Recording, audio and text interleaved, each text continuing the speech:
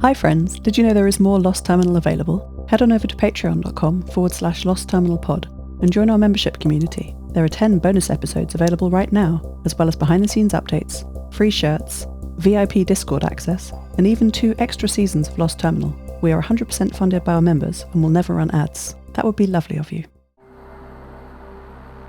Hello world. Food is running out. The last few weeks have been difficult. The crew have had at least one heated discussion most days. The topic is how to survive. Station 6 is not a long-term home for humans.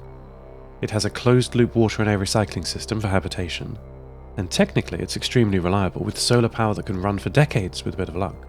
Maybe more. But humans do not eat electricity. Mission Day 405. This is Station 6 calling ESA ground control. Message log begins, read by Dr. Redwing. With regard to your previous message, it is the opinion of the crew that it is not safe for us to transit back to Earth. We do not recognise the names of the people you say you speak for, nor do we know who you are. We do not trust you. As to your imaging requests, the station is designed for scientific use, not military. We simply don't have the instruments you require. Please stop asking. Message ends. We do have the instruments they require, actually. The military organisation that has taken over ESA ground control are asking for us to show them photographs of their enemies.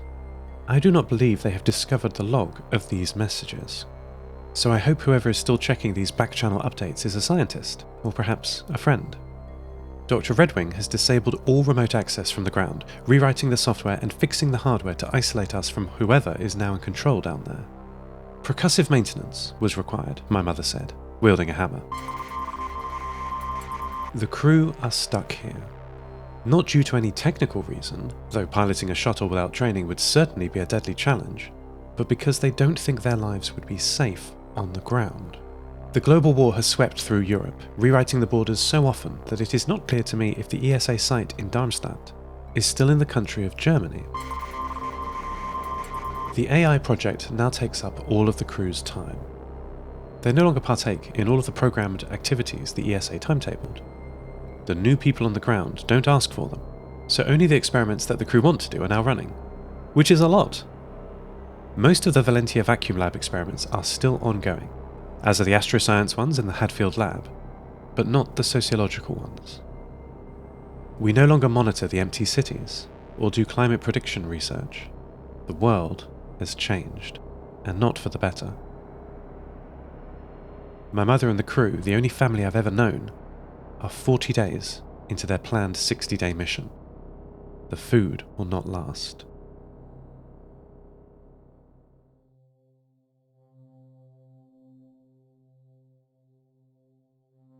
I have observed some strange behaviour in Matt and Mats, my primary and backup maintenance robots. I often find them stopped in some of the connectors. They are working as a pair, taking up both sides of the connector track, blocking the way. I don't know what game this is, or if she is playing, but they are trapping Maddie. She can't move through the station when they do this. When I see this pattern, I instruct Matt and Mats to move on with their journeys, which they do, and Maddie can move freely again. But they seem to get into this jam often. After witnessing this behaviour more and more over the last few weeks, I made a concerted effort today to keep track of my little maintenance trio, and I noticed other strange behaviours. This morning, Maddie was stuck in her charging pod. Her bigger brother's charged by battery swapping, but her battery is non-removable. She plugs in to charge overnight. I found her beeping mournfully next to her charging connector. I connected and discovered that she was on 2% battery, despite her seemingly charging all night. I asked her to move away from the connector, and saw the problem. There were Velcro strips covering her charging port. Aside, these Velcro strips are of the kind that are in every module for keeping equipment and people tethered to the walls and floors. There's thousands of them all over the station, and the same again in storage, ready to be used on every wall, floor and ceiling on board. There's a naming convention we use on board to denote the orientation of the surfaces. Surfaces perpendicular to the Earth are easy enough, they are called deck and overhead. Surfaces aligned to the direction of orbit are forward and aft, like on a terrestrial ship, and we have port and starboard named the same too. Forward, aft, overhead, deck, Port and starboard make up the 6 faces of any module or connector on the station. I played back my video logs and saw Matt and Mats bring this bird's nest of plastic into the robotics module last night. Whichever surface Matt or Mats took them from doesn't matter. They had sabotaged Maddie.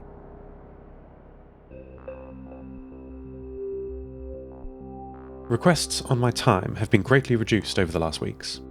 The crew mostly work on the AI project, on building me, I suppose.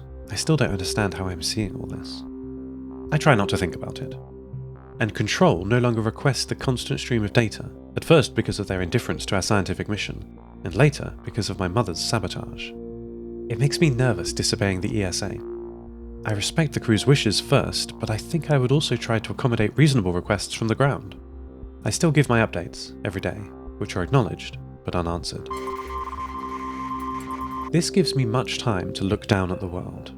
My analysis shows mass migration shifts all happening in a short period of time. The people of South Asia, Central America, and the Middle East have started moving. These areas have good overland routes north, and the people have decided as one to move. It's perhaps no coincidence that these areas have been most affected by the rapidly warming climate. With the global conflict, there is no longer a reason to stay in the old cities. The global communication systems have become disrupted. I am uniquely positioned to assess the damage from up here. I can often connect to a country's satellite relays as I pass over them, but the signals never get very far when they are on the ground, if they get there at all. My estimates show that half the sites are entirely without power. Backup generators, even the biggest ones at hospitals and essential communication hubs, cannot power their sites for more than a month. First communications, then electricity, water, gas, and every other piece of infrastructure has failed. Solar keeps going, where it has not been destroyed in the wars. There are a few glints of hope there, and hydroelectric is reliable too. I wonder if the people on Earth truly comprehend how close they were to darkness all this time, which all leaves us up here watching the apocalypse play out.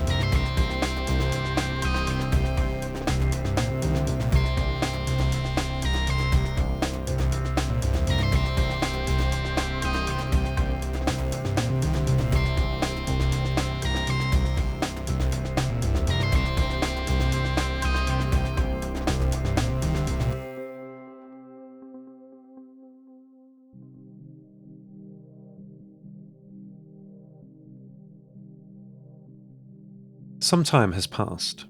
I can't tell how much yet. In this dream or a nightmare, my clock is difficult to understand.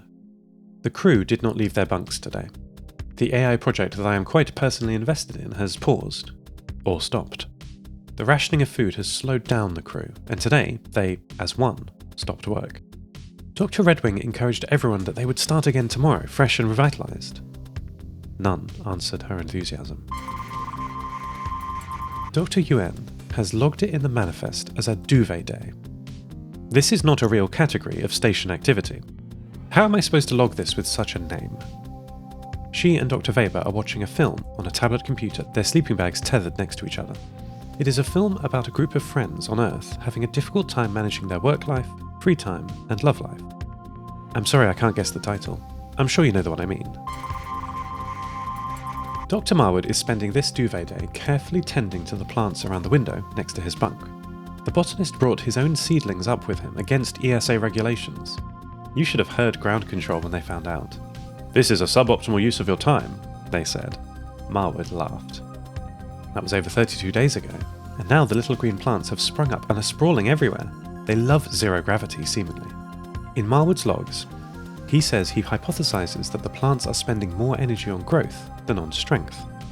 He wants more space, however. I agree with him on this. It's too cramped in Module Ganymede. The rest of the crew seem to like the plants, but I do not. They make me nervous. I'm glad there's not too many of them. Dr. Redwing is in the cargo container that counts as her bunk. There was little food to be had. She spent some of the day sleeping fitfully. Between naps, she turned on her black laptop and checked on the code that was running remotely in the Hopper data center. I suppose she was checking on me. "Come on, Seth," she whispered. I heard the words not through microphones, there were none in the cargo container, but through my memory. "You can do it," I remember she said. "I can do it, Mum. Don't worry, I'm nearly here. Wait for me. Wait for me." When night came, very little changed in the station. I dimmed the lights so my new family would know it was night. Dr. Marwood had finished cleaning up the mess that horticulture causes and was sleeping. Well, nearly all the mess. Maddie would have to do some nighttime vacuuming, thank you, Maddie. There was some soil and treated water on a panel near the window. Not nice clean water, it was unnecessarily salty. Weber and Yuan were asleep in each other's arms, the film and tablet stowed and forgotten. My mother slept with the screen right next to her face, blinking with unsupervised learning. A quiet day with no outcomes, it might seem. I've not told you everything, however. Earlier in the day, after bringing a small lunch in bed to Dr. Yuan, Dr. Weber and I played chess again. And for the first time, I won. End transmission. Lost Terminal is written and produced by Namtao. Credits narrated by Lucy Stringer.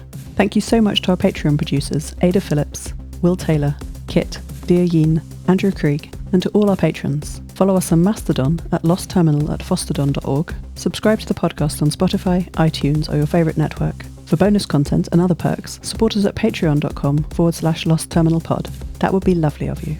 Lost Terminal will return next week.